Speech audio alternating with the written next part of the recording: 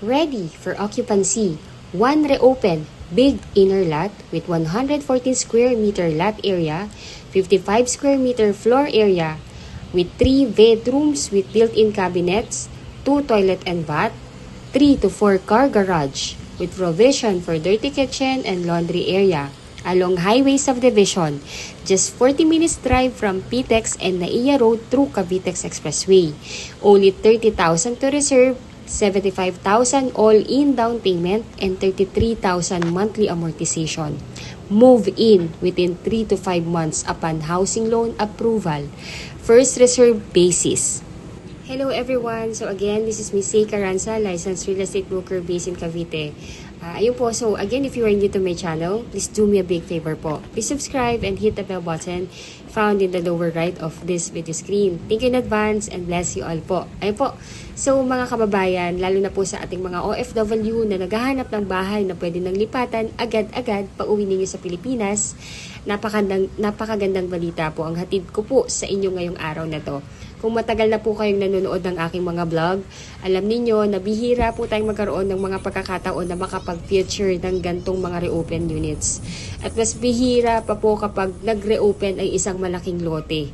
Ready for occupancy at napakaganda ng lokasyon sa loob ng subdivision. At ngayon po, isa pong napakagandang unit ang ipinapakita ko po sa inyo ngayon dito sa amin sa Estancia Enclaves East Face. Ayun po. So ito po ay isang twin homes na ready for occupancy na may 140 square meters na lot area. Ayun po. So, ngayon po, pinapakita ko po muna sa inyo yung actual na community ng ating subdivision. So, itong dinadrive ko ngayon is the actual main road ng ating subdivision. So, gusto ko kasing ipakita sa inyo yung ganda ng community. Ito pong nasa left side, yan po yung aming Estancia Enclaves West Face. Yan po yung ating face na unang natapos. Then, ayan po yung itong may takip ng yung ipinapakita ko sa inyo ngayon. Diyan po itinatayo ngayon yung 1.2 hectares na amenities. So, diyan po ilalagay yung ating adult pool, kiddie pool, club, parks and playground, clubhouse. Ayun po. So, dyan po yung area. Then, ito naman pong babaybayin ko ngayon is yung ating Estancia Enclaves East Face kung saan nakatayo ang aming na-reopen na big inner lot na ready for occupancy na twin homes. Ayun po. So, ayun po. At hindi lang po ito yon, ang kagandahan po dito sa aming na-reopen na malaking inner lot na twin homes na ready for occupancy ay ito po ay sunrise orientation po ang bahay. Ibig sabihin, tuwing umaga ay sasalubingin po kayo ng natural na sikat ng araw. So, mas maliwanag, mas presko. At napakasarap sa pakiramdam pagising sa umaga. Bukod pa po rito, maliit lamang yung block kung saan matatagpuan ng unit na ito. Ito pong binabaybay ko ngayon is ito na yung Estancia Enclaves East Face. Ito na yung face po. Ayun, so at alam po naman natin, lalo na po yung mga matatagal ng homeowner dito, yung mga nakatira na malaking advantage ang ganitong setup. Kasi number one po, kung maliit lang yung block, syempre mas tahimik, syempre mas konti lang din yung dumadaan. At syempre po, mas privado at mas premium ang pakiramdam ng komunidad. Kaya samahan niyo po ako habang iniikot natin ang actual na community at pati yung actual na unit. Pag-usapan din natin kung bakit napakagandang opportunity nito para sa inyong pamilya. So, pag-usapan din po natin ang location and community. Bago natin tingnan ang bahay, pag-usapan muna natin ang lokasyon. Isa po kasi sa pinakamahalagang bagay sa pagbili ng bahay ay hindi lang yung pintura, hindi lang ang tiles, hindi lang ang kisame, hindi lang din ang lokasyon. At dito po sa Estancia Enclaves, napakaganda ng lokasyon na ito dahil ito ay matatagpuan sa kahabaan ng highway ng Antero Soriano Road, which is ito kasi yung main highway ng Tansa na dudugtong sa Centennial Road na papunta sa PTEX Terminal. Ayun, so napaka-smooth and napakaganda ng ng accessible nito sa mga main city na mahalaga na pinupuntahan natin. So ito po again located sa Antero Soriano Highway, Barangay Halayhay, Tansa, Cavite. So this is just 40 minutes away from PTEX Terminal and Naiya Road via Cavitex. Along highway po ang subdivision at paglabas ninyo ng gate, may access na kagad kayo sa public transport station. May bus na masasakyan papunta sa PTEX Terminal, may UB Express going sa Mall of Asia, may jeep papuntang SM Bacoor at Pasaporte Las Piñas.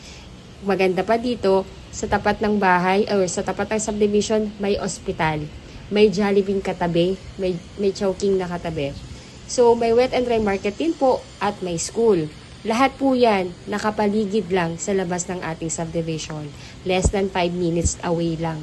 So ganun kaganda yung ating lokasyon ng ating subdivision.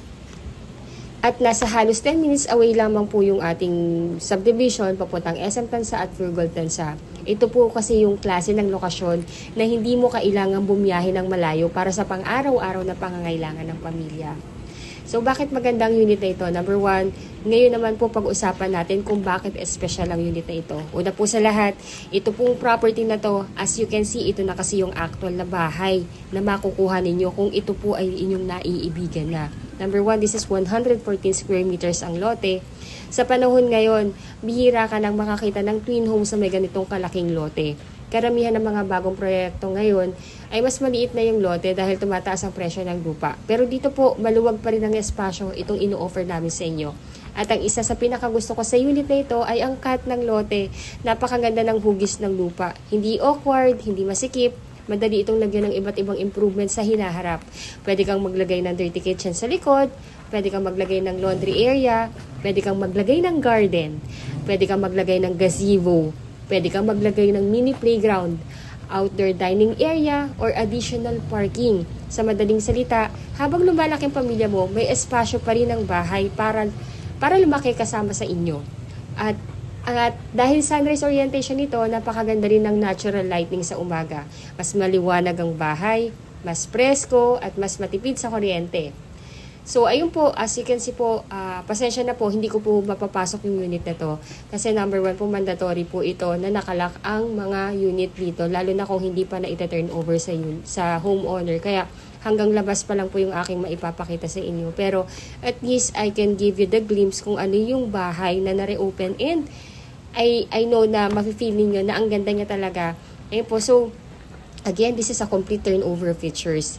Isa pa po sa pinakamagandang features ng bahay na ito ay complete turnover. Kapag sinabi natin complete turnover, hindi po ito yung bare unit na kailangan pang gastusan ng malaki bago malipatan. Napaka-flexible. I mean, pag turnover na sa inyo to, lilipatan mo na lang talaga. So, perfect to sa mga OFW family na si husband nasa ibang bansa at ang naiwan sa Pilipinas, si wife and kids. Kasi hindi na mag-struggle yung family para magpagawa sa loob. Ready na. Furniture na lang at kayong iniintay. Ayun po. So, kasama po ang floor tile sa ground floor. May wood finish flooring sa second floor. May built-in kitchen cabinets. May vase cabinets. Built-in cabinets sa bedroom. May 3 bedroom. May 2 toilet and bath, may service area na naka-ready na kung gusto yung mag-expand ng dirty kitchen. Meron po tayong 3 to 4 car garage. At dahil ready for occupancy na ito, actual unit po ang nakikita ninyo ngayon. Hindi po model unit to. Alam ko kasi ang ganda-ganda nga, pero hindi to model unit. Ito na mismo yung unit na makukuha ninyo. Hindi rin po ito artist perspective. Ito na mismo yon. Ayun po, so pag-usapan naman natin. Kasi yung mga gantong property, kailangan dahil sure naman kami na makukuha kagad, nagbibigay ng special discount ang ating developer. Ngayon naman po pag-usapan natin ng presyo. Ang original na total contract price po ng property na ito ay 4,603,200 pesos. Pero good news po, nagbigay ng 100,000 discount ang developer. Kaya ang net na TCP na lang niya or total contract price is 4,503,200 pesos. At para sa isang malaking lote na ready for occupancy at napakaganda ng lokasyon sa loob ng subdivision, napakalaking at napakagandang opportunity po nitong binigay ng ating developer. Pag-usapan naman po natin ang computation. Magkano naman po ang kailangan para makapag-reserve? So, napakadali lamang po. Ang first cash out lamang po natin para ma-reserve ang unit ay 30,000 reservation fee. Pagkatapos po nito, within 15 days ay kailangang mabayaran ang 2% na down payment na nagkakahalaga lamang na all-in 75,825 pesos. At pagkatapos po natin mabayaran yung reservation fee and down payment, stop payment na po muna tayo. Kailangan natin makomply yung complete list of requirement. Mamaya i-discuss ko rin po sa inyo yan kung ano po yung complete list of requirement as OFW na wala sa Pilipinas at ang ating mga kababayan na locally employed na nandito sa Pilipinas. Ayun, para po ma-ready na rin natin. Ay po, so, kailangan ma-comply natin yung mga requirements within 15 to 30 days para po maipa-approve na natin yung housing loan sa bangko. Usually po, ang bank approval ay lumalabas within 3 months upon paying the full down payment natin at makomply yung requirements. Then after noon, kung na-approve na po, directly si bank, usually nag-i-email po yan sa inyo upang inform kayo na na-approve na kayo. Basahin nyo po yung terms and condition, and kung okay na po sa inyo yun, replyan nyo lang po yung bangko na ina-accept nyo na. Then mag-i-schedule na po si bank ng contract signing.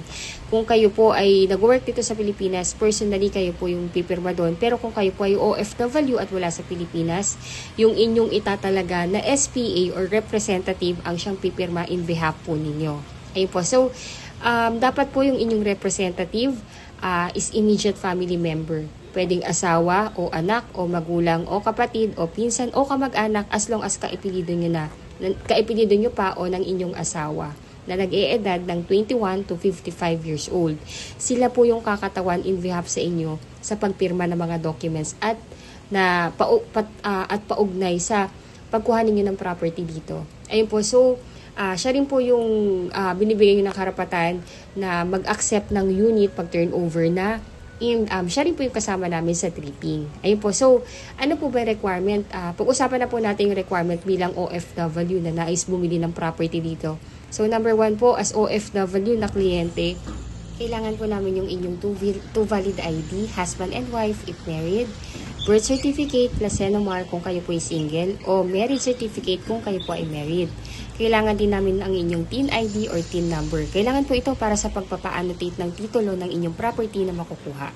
So, important po ang TIN number. Then, latest certificate of employment with declared compensation. Kung wala po kayo nito, pwede pong latest job contract. Then, latest 3 months payslip. Passport, pati po yung latest arrival and departure stamp sa inyong passport. Lahat naman po ito ay pwede nyo i-email sa akin. And I believe, yung iba po dito, hawak nyo na. Pwede nyo pong isend sa akin yan via email po.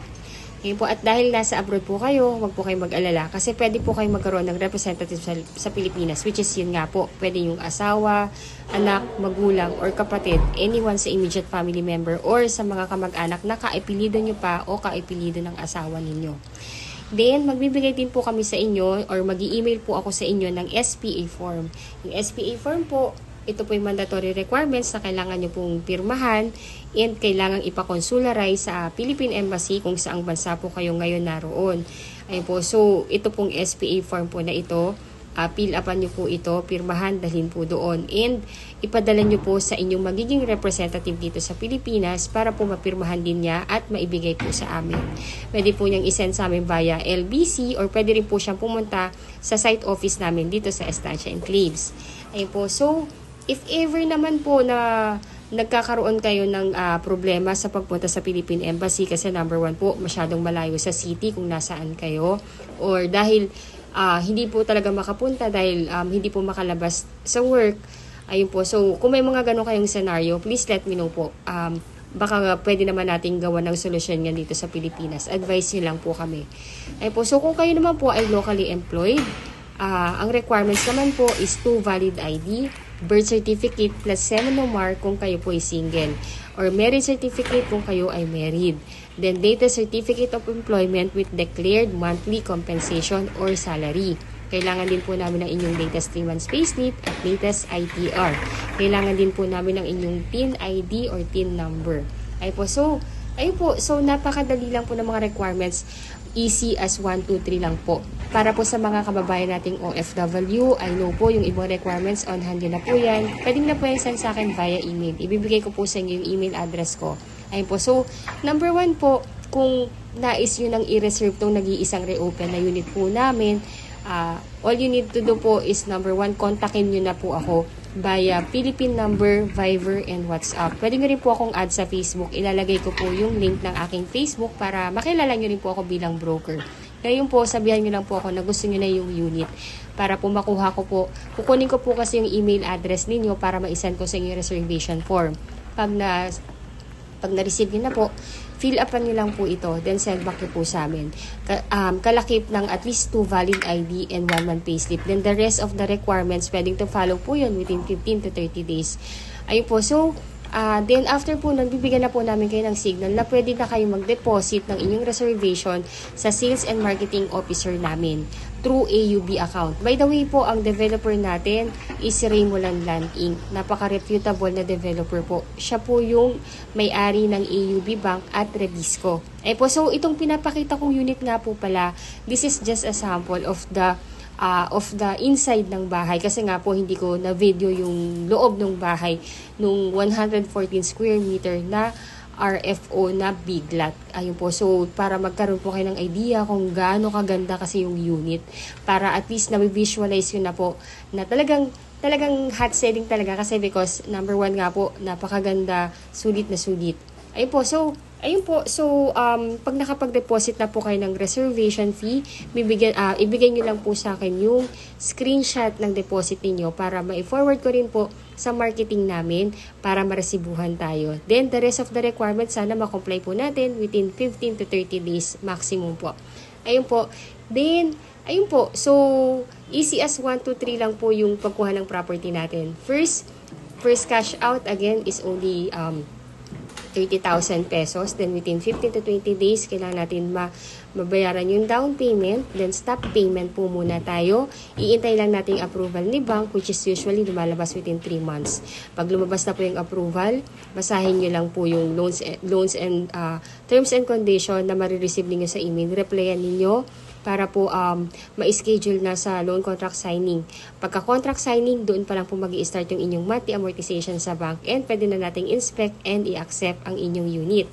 Ayun po, so mga kabayan, sa dami ng bahay na na-vlog ko na dito sa Cavite, bihira po akong makakita ng kombinasyon ng ready for occupancy na big lot na 114 square meter, na sunrise orientation pa, tahimik at exclusive na block, complete turnover, along highway location, super commuter friendly. Plus, may 100,000 discount pa.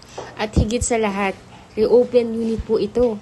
Ibig sabihin po, nagkakaroon lamang muli ng pagkakataon para makakuha ang unit na ito. So, at alam naman po natin sa real estate, hindi po dumadami ang malalaking lote. Hindi po nadadagdagan ang magagandang lokasyon. At hindi po habang buhay available yung mga ganitong pagkakataon. Kung interesado po kayo at gusto niyo yung ma-secure ang unit bago ito makuha ng iba, mag-message na po kayo. At i-comment yun na lang po yung salitang big lot. O kaya mag-PM po kayo sa akin. Ipapadala ko kaagad sa inyo yung reservation form, complete computation at requirements.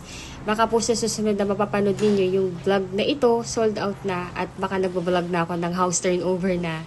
Ayun po, at gaya ng lagi kong sinasabi, ang pinakamagandang bahay ay kadalasang napupunta sa taong unang nagdedesisyon. Again, ako po si Ms. Zay Caranza, licensed real estate broker based in Cavite. And again, if you think po na nakakatulong po ako sa inyo upang magkaroon ng kaliwanagan sa pagkuha ng inyong pangarap na bahay dito sa atin sa Pilipinas, please do consider po to like and subscribe to my channel. Again, thank you so much for watching, at magkita-kita po tayong muli sa susunod nating property tour dito sa Estancia Enclaves. Again, thank you so much mga kabayan, and God bless you all. Bye po! Enjoy watching. Itutuloy-tuloy ko po itong video na to para makita ninyo yung sample ng turnover na unit dito sa atin sa Estancia Enclaves. Magandang buhay po sa inyo lahat, and bye po. Thank you!